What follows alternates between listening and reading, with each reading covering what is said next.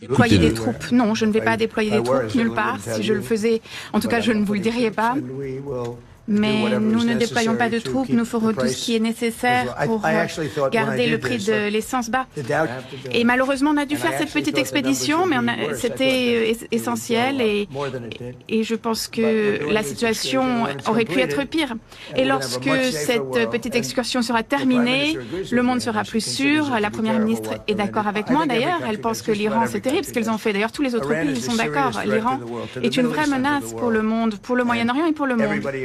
Maintenant que nous avons oblitéré leur marine et à peu près tout ce qu'il y avait à détruire, nous l'avons détruit, même leur leadership, leur armée de l'air, leur équipement anti-missiles a disparu. Nous pouvons à présent voler en toute liberté au-dessus de l'Iran, personne ne nous tire dessus. Pourtant, plus tôt dans la journée, la défense aérienne iranienne a touché un F-35 qui a tout de même réussi à se poser dans une zone du Golfe. Donald Trump, qui annonçait encore ce matin l'envoi de soldats supplémentaires, affirme désormais qu'aucune troupe ne sera déployée en Iran. Il prétend avoir détruit toutes les capacités navales iraniennes, mais évite soigneusement de franchir le détroit d'Ormuz avec ses navires où l'Iran conserve toujours un contrôle total. Il affirme aussi avoir neutralisé tous les missiles iraniens, alors même que l'Iran a frappé, il y a quelques heures, la raffinerie de Haïfa, marquant ainsi la première phase de représailles ciblant le secteur énergétique de l'entité. L'entité a été bombardée toute la nuit jusqu'au matin. Plusieurs sites stratégiques ont été sévèrement endommagés par les missiles iraniens. Plus tôt dans la journée, la presse américaine a annoncé que le pétrole iranien transporté en mer pourrait être retiré de la liste des sanctions, soit environ 140 millions de barils. Une telle décision pourrait peser sur les prix mondiaux du pétrole à court terme, en les maintenant à un niveau bas sur une période de 10 à 14 jours. Et cela ressemble à une défaite pour l'axe américano-entité, non pas infligée directement par l'Iran, mais par les forces du marché et le poids de l'économie. Mesdames et messieurs, en 20 jours de guerre, je n'ai jamais vu autant de contradictions. Jamais.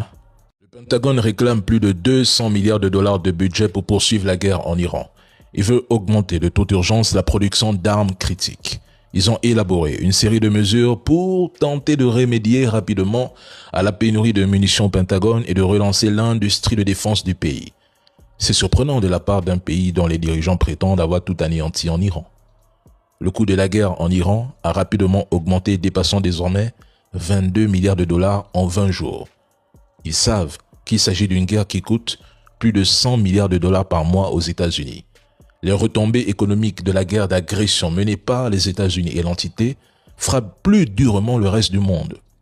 La Thaïlande a mis les fonctionnaires en télétravail, tandis que le Bangladesh et d'autres pays rationnent le carburant. Le Sri Lanka et les Philippines ont réduit la semaine de travail à 4 jours pour préserver leurs réserves. Les prix du gaz ont grimpé. Près d'un tiers des principaux composants des engrais arrivent du Moyen-Orient et la guerre bloque les expéditions et crée des pénuries.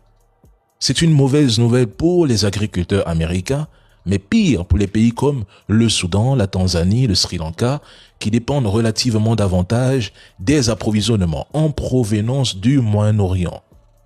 45 millions de personnes supplémentaires pourraient sombrer dans une insécurité alimentaire aiguë si le conflit ne prend pas fin d'ici l'été et si les prix du pétrole restent supérieurs à 100 $ le baril.